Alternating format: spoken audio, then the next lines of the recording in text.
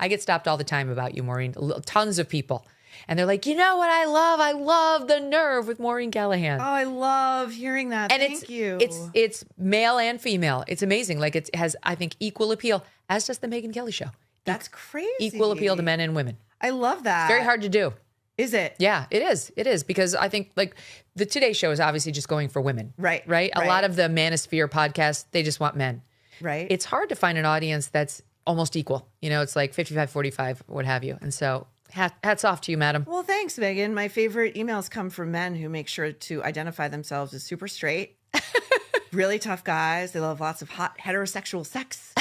They also love to shit talk Meghan Markle. I got one from a welder the other day. No way. He was like, yeah, like I'm in the shop all the time. I used to catch a ton of shit for listening to your show. And then one day I was like, you got to come over here and hear what the Nerve is saying about Meghan Markle. And they were like all into it. Oh, don't mind if we do. Don't mind if I do. Well, it's funny you should mention her, because I do have something queued up for you. She recently attended an NBA game, and because she doesn't really like publicity, she sat courtside with Harry and had to nudge him to smile for the camera. We've actually gone so far as to slow it down to slow-mo so that we can be sure we zero in. Let us see. There she is. Hi. There you are. Rubbing the arm. Give your photo up. So Maureen, there it is. There's the slow-mo. Oh, the yeah. eyes. You can't miss the darling. This is the whole reason we're here. That's really what she's saying there. Look into the damn camera and get me my shot. If you're not looking, then they're not looking at me. So there's a couple of things about that. This is what Mark Bowden calls trophy behavior. Oh. So in doing this, Meghan is showing off her trophy. And she's trying to animate the trophy to make sure that we're communicating that the trophy is as much in love with me as I am with him. Oh, that makes sense. And then when you slow it down and you look at the minute he looks straight at the camera, it's a micro pause, but his eyes look like he could kill.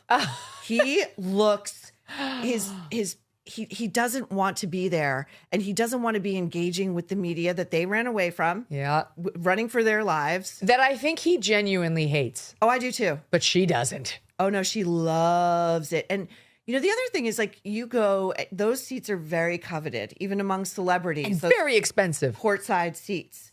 And if you go to play. Like, we see it in New York City at the Knicks games all the time. Yep. Like, Spike Lee is like practically like a fixture there, has been forever. Even the most recalcitrant, cranky celebs who sit, Here she is next to Queen Latifah, FY. Okay, so do you think that was like whoever does the seating for those games effing with her a little bit? Subversive. Here's a queen. The queen here's next queen to the Duchess. Latifah.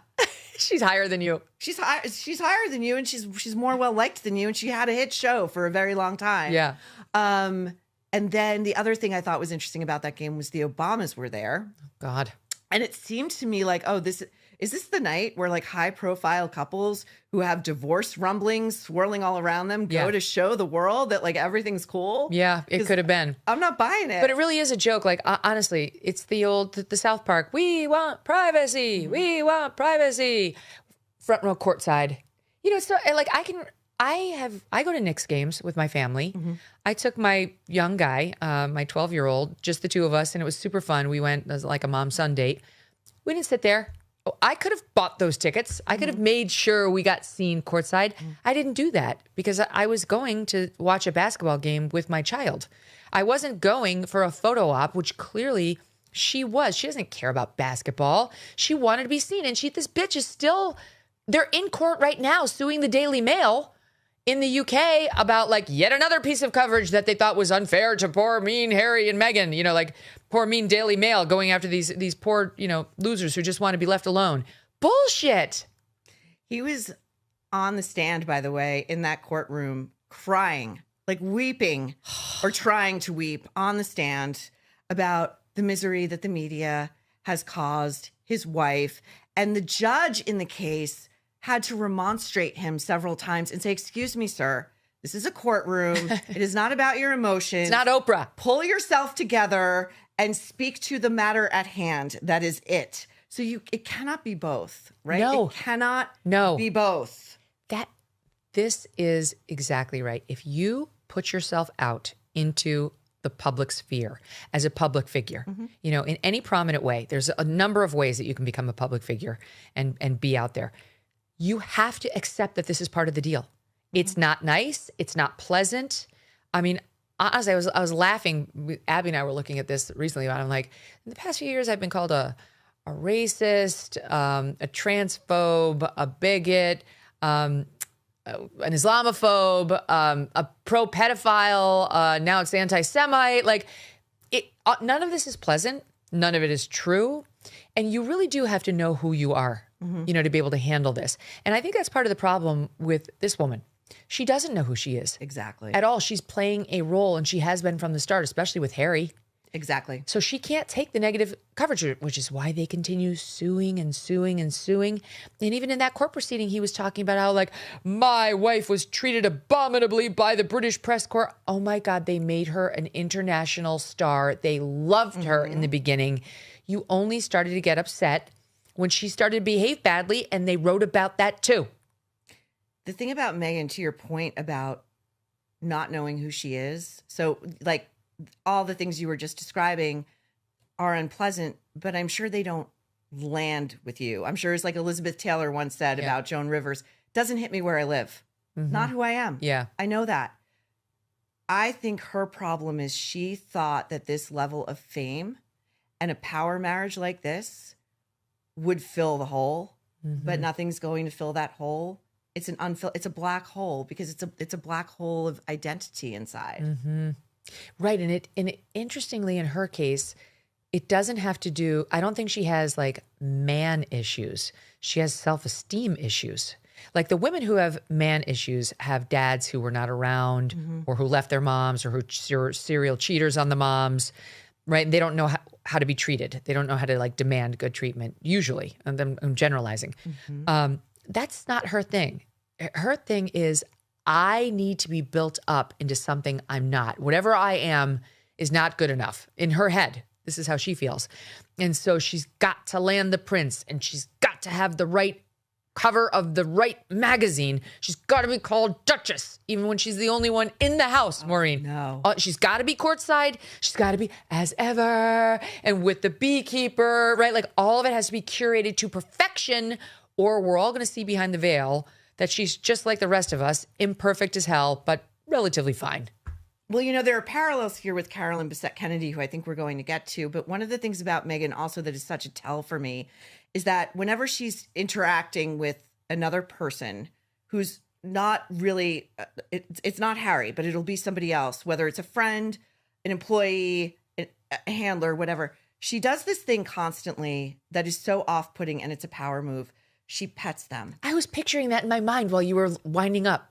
She pets them. She takes their hand, she brings it over them, and then it goes somewhere on like the back or the shoulder or the arm where the other person can't even get to it to be like, get off, you know? She does it in this video, Canadian Debbie tells me. Oh, she's got the sachet going. Oh, here I am. Okay, keep going.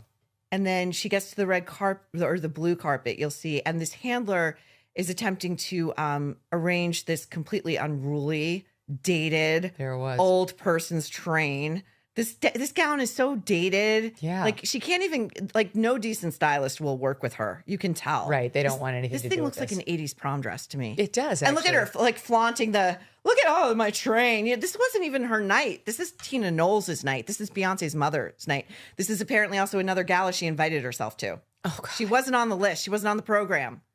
She wasn't among the honorees or the distinguished guests. This is what I object to. I object to obvious attempts to be fabulous.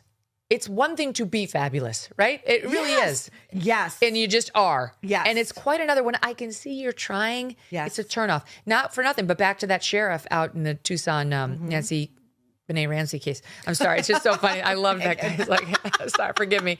We have to laugh where we can. Melissa Francis, you know, she's a friend of mine from Fox News, and she's formerly a big child star. She was on Little House on the Prairie. Really? She and Jason Bateman played the Ingalls' second round of children when the originals grew up. Oh. And she was little Cassandra Ingalls. Okay. And Jason Bateman was her brother. And she could cry on a dime like nobody's business. Actual tears. hold on a second. I got to pull this up. I don't think Melissa would care if I read this, but we were texting about it this morning about that. She had watched the sheriff segment and she liked it. And she said, love the comments on the crying investigator. Take it from a world champion. What did I tell my son? Her son tried to like pretend cry over not getting something when he was young. And she was like, I expect more than this. She says, there's no water on your face. It's very hard to believe you when there's no water. She says, it's very hard to truly cry without water. This is why they paid me so much. She said, this is why my daughter's going to be a star. She's like, she goes, do you make crying face and crying voice? That's easy. But does water fall out of your eyes onto your cheeks? That is the test of truth. And she says, I have not seen liquid with that man. Love the number one expert. That's so amazing. Funny. But she's right. She's absolutely right. And what I have read is the acting trick to being a convincing crier is that when people are about to cry, almost every moment, like you're trying not to. Yeah. Especially if you're in public. Like you can see the face try to suppress everything and push it back. And actually the act of doing that kind of makes you cry more. Yeah. Because you're beginning to feel bad for yourself now. Facts. Oh, right? And God forbid somebody feel bad for you in that moment. You're 100% is the last thing you want.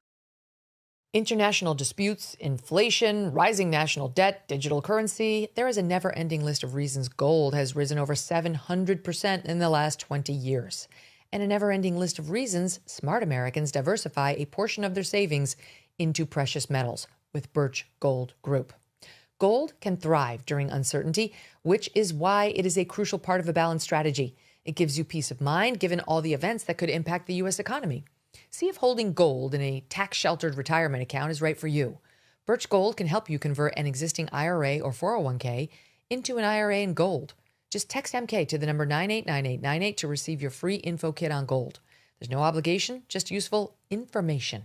With an A+ rating from the Better Business Bureau and tens of thousands of happy customers, consider letting Birch Gold help you diversify with gold, so you too can have peace of mind regardless of the uncertainty. Text MK to the number 989898. Thanks so much for watching. If you like what you just saw, hit the subscribe button for more clips and full episodes.